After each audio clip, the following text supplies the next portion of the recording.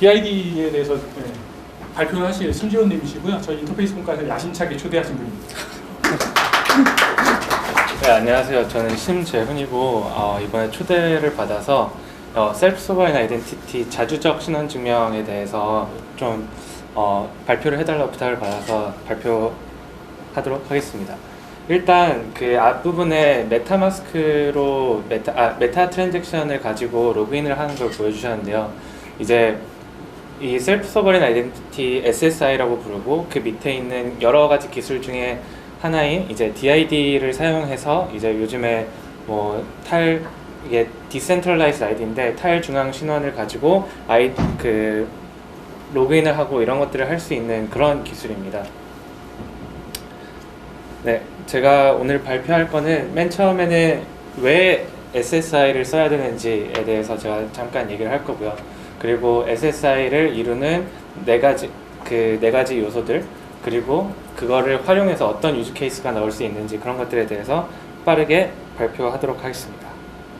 일단 앤디의 이야기입니다. 앤디라는 사람이 자기가 이제 엄청 공부를 열심히 해서 하버드를 졸업을 했어요. 그래서 내가 어디 다른 데 가서 내가 하버드 졸업을 했다, 나의 학위 증명서를 이제 제출을 하고 싶은데 학위 증명서를 제출하고 싶은 앤디의 이야기입니다. 이게 나중에 가서 제가 DID에 SSI에 대해서 다 설명을 드리고 어떻게 하면은 자기가 하버드를 졸업했고 이 졸업 증명서가 진짜인지를 확인할 수 있는 그 시나리오를 제가 설명을 해드릴게요.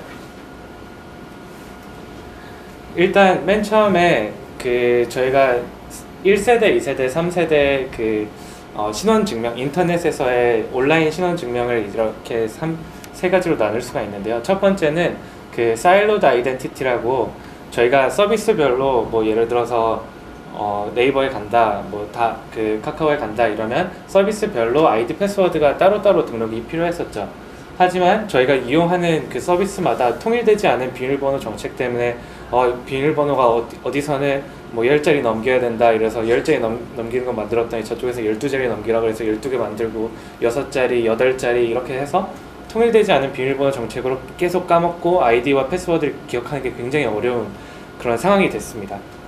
그리고 또한 이제 서비스마다, 회사마다 자기네들이 사용자 정보와 아이디 패스워드를 관리를 하기 때문에 저희가 월마트나 타겟이나 예를 들어서 메리엇 그룹이나 이런 데서 각자의 데이터베이스를 따로 보안을 하기 때문에 그런 보안들이 뚫려서 사용자 개인정보 유출도 굉장히 많이 됐었죠.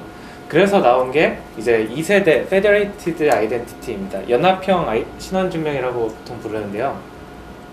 이제 여기 보시면은 유저가 어디에 이 서비스에 로그인을 하려고 하면 이 서비스에 로그인을 할 때 그 유저에 대한 정보는 여기 중앙화되어 있는 서비스에 몰려 있습니다. 예를 들어서 구글이나 카카오로 로그인을 하고 오픈아이디나 오워스 같은 기술들이 여기서 활용이 되고 있죠. 이거 2세대를 통해서 사용자의 편의성이 많이 증가가 됐고요. 하지만 이제 단점으로는 소수의 기업이 사용자 정보를 독점하게 된다는 그런 피해가 있었습니다. 실제로 페이스북에서 이제 저희가 페이스북으로 로그인을 여기저기 많이 하는데 이런 페이스북 같은 큰 회사가 한 번에 털려버리면 그 많은 사람들의 정보가 다 한 번에 털려버리니까 그런 것들을 어떻게 하면 막을 수 있을까? 나의 개인정보 유출을 막을 수 있을까? 개인정보가 남에게 위탁되는 것이 아니라 내가 나의 정보를 관리할 수 없을까? 라고 생각이 되어서 3세대 셀프 소버린 아이덴티티, 내가 나의 신원과 나의 정보에 대한 주권을 가지고 있을 수 있는 그런 자기 주권 신원이라는 개념이 나왔고요. 사실 이거는 블록체인이 나오기 전부터 한 15년 전부터 연구되어 오던 아이덴티티 쪽 분야의 연구 주제였어요. 그래서 많은 것들이 연구가 되어 있다가 그랬는데 어떻게든 아이덴티티를 뭔가 온라인상에서 정보를 조회하려고 하면은 데이터베이스가 필요하고 이걸 검증할 만한 방법이 필요하고 이랬는데 블록체인의 등장과 함께 이게 블록체인이 이 부분에 딱 맞는데 이 부분에 블록체인을 적용을 하면은 우리가 이 셀프 서버린 아이덴티티를 이룰 수 있겠는데? 라고 생각이 해서 최근 2, 3년간의 엄청난 발전이 있었습니다. 그래서 셀프 서버린 아이덴티티가 되면요 어떻게 되냐면 제가 가운데 있고, 그리고 제가 중개 기관이 없고, 블록체인 상에 이제 저는 발급 기록이 남겨지게 되는 거예요. 저에 대한 개인 정보는 여기 보시면 이 저에 대한 정보는 제가 들고 있는 거예요. 각자의 정보를 다 들고 있고, 그걸 가지고 활용을 해서 다른 서비스들과 P2P로 아니면 다른 사람과 P2P로 이제 자신에 대한 신원을 증명을 할 수 있고요. 하지만 여기도 또한 반대급부는 항상 있는 법입니다. 네. 저 여기 스파이더맨에 나온 것처럼 힘이 더 많은 힘에는 큰 책임이 따른다고, 자기 자신이 그 모든 데이터와 정보를 갖고 있기 때문에 그거에 대한 이제 책임이 좀 더 커지는 거죠. 그래서 어떻게 보면은 어떤 곳에서는 서비스 회사들이 사용자한테 책임을 미룬다, 자기의 정보에 대한 책임을 미룬다, 이렇게 해석하시는 분들도 있는데, 저는 개인적으로 그것보다는 자기의 개개인의 프라이버시와 이거를 블록체인을 통해서 누구나 이게 발급자가 될 수 있다는 그런 그 컨셉이 되게 마음에 들어가지고 저는 개인적으로 자기 주권 신원을 열심히 하고 있습니다. 이게 블록체인을 통해서 하다 보니까 어떻게 보면은 그 컨셉이 되게 암호화폐랑 비슷해요. 그 비슷할 수밖에 없는 게, 여기도 지갑이 있고, 저희가 지갑을 보면은 지갑 안에 돈만 들어있는 게 아니잖아요. 저희 지금 지갑에. 근데 지금 암호화폐 지갑은 보면은 그 밸류를 저장하거나 아니면은 ERC71 같은 그 NFT 자산만 저장하는 그런 공간이 되어 있어요. 하지만 저희 지갑에는 꺼내보면은 지금 당장만 꺼내봐도 신분증도 있고, 뭐 회사에 다니시는 분 사원증, 학생인 분들 학생증, 뭐 아파트 출입카드도 있고요. 이런 자신의 아이덴티티, 내가 이 아파트에 산다, 자신의 신원을 증명할 수 있는 여러 가지 요소들이 지갑에 다 같이 들어있는데, 그런 지갑들이 아직 저희가 생각했을 때 블록체인 지갑, 암호화폐 지갑에는 들어가 있지 않습니다. 그래서 언젠가는 이런 신원 부분도 같은 지갑 안에 하나의 기능으로 들어가게 될 거고요.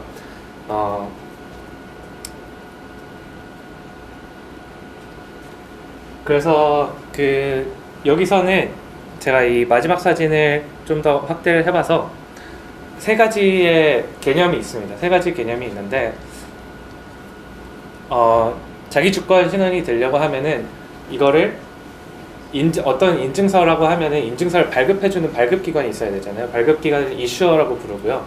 그리고 이걸 내가 발급받은 사람, 그리고 가지고 있는 사람을 홀더, 나 자신을 홀더라고 얘기하고, 이걸 검증하는 사람을 베리파이어라고 얘기를 하고, 그 밑에 이제 블록체인으로 깔려 있습니다.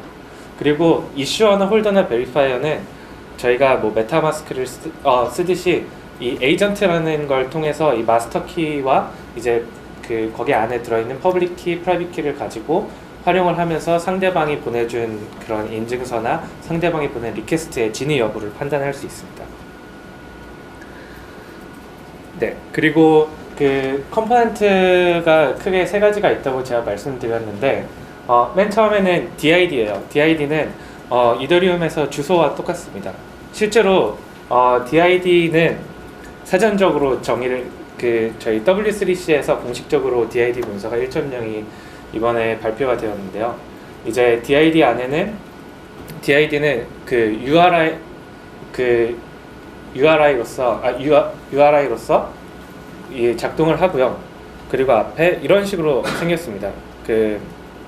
앞에 DID가 붙어 있고, 뒤에는 그 DID를 해석할 수 있는 메소드, 레지스트리 메소드가 있는데, 이제 이 메소드를 통해서 이 뒤에 있는 주소를 이 메소드를 통해서 이제 가져오면은 DID 다큐멘트를 가져올 수 있고요. 일단 저희가 이더리움 지갑에서 누구나 주소를 생성할 수 있듯이 누구나 DID 메소드, 이게 정형화돼서 적혀 있거든요. 그 메소드를 따르면 자신의 주소를 만들 수 있어요.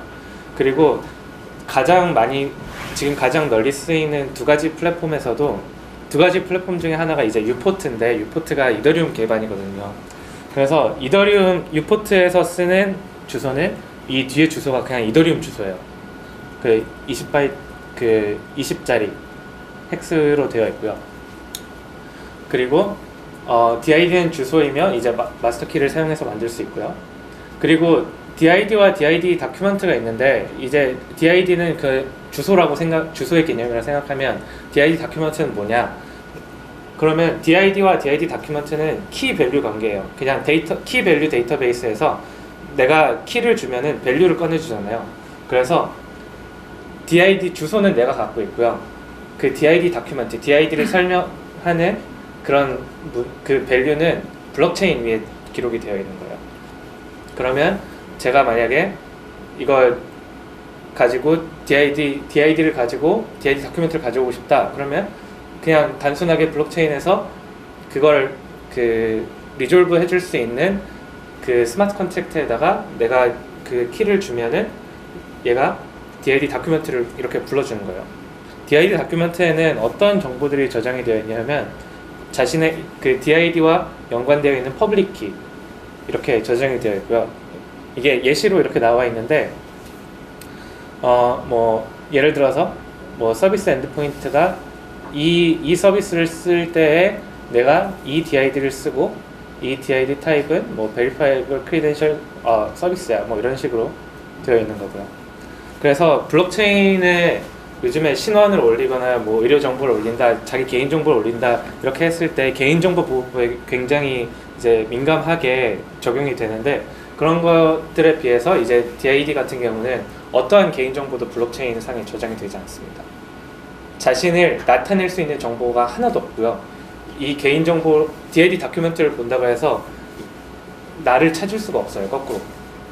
왜냐하면 그리고 가장 중요한 건데 여기 안 써 있는데 DID는 일회성이에요. 그 이더리움 주소처럼 이더리움 주소를 그 하나를 만들고 그걸 계속 가져갈 수 있지만 자신이 보안에 되게 그 예민하고 이런 사람들은 이더리움 주소를 자기가 원하는 만큼 만들어가지고 거기다가 자기가 권한을 부여하고 그 돈을 넣어가지고 쓸 수 있잖아요. 그런 것처럼 자신이 이 서비스에는 이 DID를 쓰고 저 서비스에는 저 DID를 쓰고 그걸 자기가 관리만 할 수 있으면 여러 가지의 DID를 그 만들어서 일회성으로 쓰는 것도 가능해요. 그렇기 때문에 어떤 서비스에서 그 DID를 본다고 해서 역으로 나를 추적하는 거는 되게 힘든 일이라는 거죠. 그래서 간단히 말씀드리자면 이게 DID 메소드가 굉장히 여러 개가 있고 DID 그 W3C의 DID 레지스트리라는 페이지에 보시면 거기에 공식적으로 지원이 되고 공식적으로 등록되어 있는 메소드들이 이렇게 문서화돼서 나와 있어요. 그런데 그 DID 메소드가 다 다르고 걔네가 쓰는 블록체인이 다 다르면은 우리는 그러면 무슨 덱을 개발을 할 때 이 DID를 가지고 이 DID의 다큐멘트를 가져오려고 하면 이 블록체인도 연결돼야 되고 예를 들어서 여기처럼 이더리움에도 클라이언트가 있어야 되고 패브릭에도 있어야 되고 서버린에도 있어야 되지 않냐 이렇게 생각하실 수 있는데 거기 공식적으로 등록되어 있는 그 DID 메소드 중에 DIF라는 파운데이션이 있어요. Decentralized Identity Foundation이 있는데 이게 전 세계적으로 있는 DID를 우리가 조금 쉽게 그 사람들이 사용하기 쉽게 만들자 해서 유니버설 리졸버라는 거를 이제 이 마이크로소프트도 들어있는 기관인데 이걸 만들어서 그냥 아무나 여기 API 서버처럼 그냥 그 HTTP get이나 post로 DID를 던져주면 여기서 알아서 거기 모든 데에 다 접속이 되어 있어서 이거 DID 다큐멘트를 다 그 돌려주게 되어 있어요. 그래서 DID를 사용하는데 이거에 대한 다큐멘트를 가져오는 데 있어서 제가 블록체인이 연결되어 있지 않아도 이런 유니버설 리졸버를 쓰면은 쉽게 할 수 있도록 지금 개발이 되어 있고요.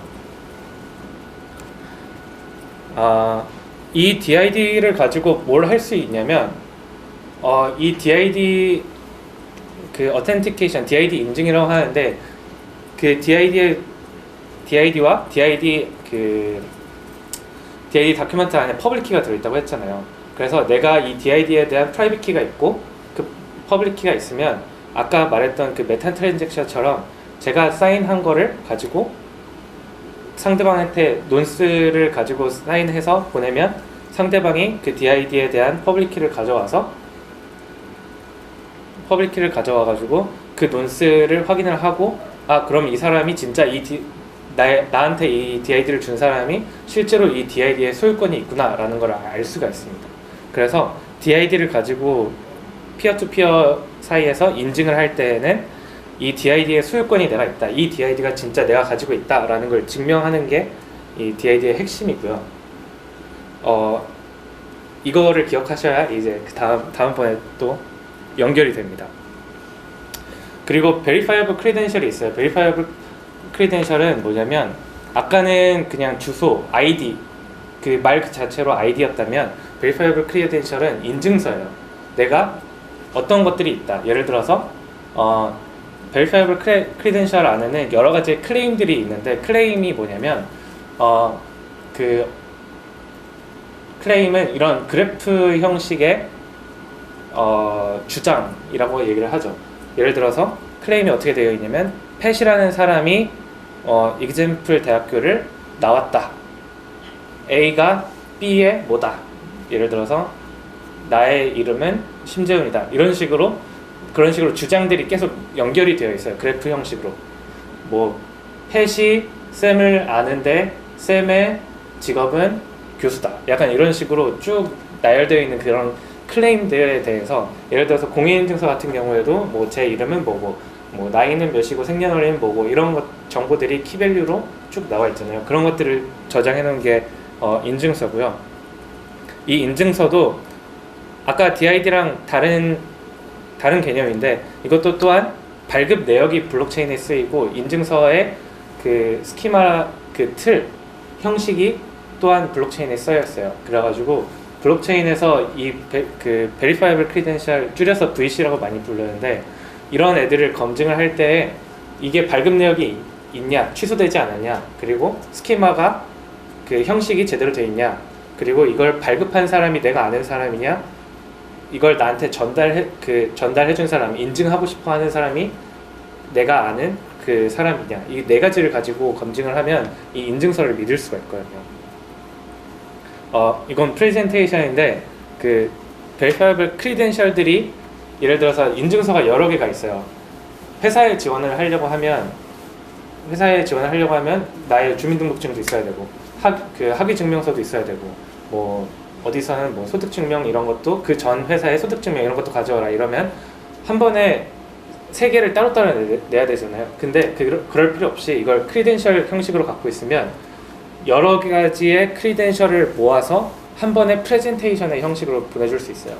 이 프레젠테이션의 그 장점이라고 하면은 그 예를 들어서 신분증에서 내가 원하는 정보는 보여주되 내가 원하지 않은 정보는 내가 가려서 보내줄 수가 있어요. 내가 이거를 셀렉티브 디스클로저라고 하는데 이거를 가려서 예를 들어서 내 생년월일은 필요 없고 내 이름만 필요하지 그러면 내 생년월일은 지워서 그것만 다 프레젠테이션으로 만들어서 보내주면 이걸 지웠음에도 불구하고 이거를 그 암호학적으로 검증을 할 수 있거든요. 이거에 대해서는 그 어너니머스 크리덴셜이라고 하이퍼레저 인디에 나와 있는 그 개념을 가지고 하는 건데 암호학적으로는 이 어큐뮬레이터랑 이제 그 CL 시그니처를 활용해서 이렇게 나오는 거고요. 여기에 또한 GKP도 적용이 가능합니다.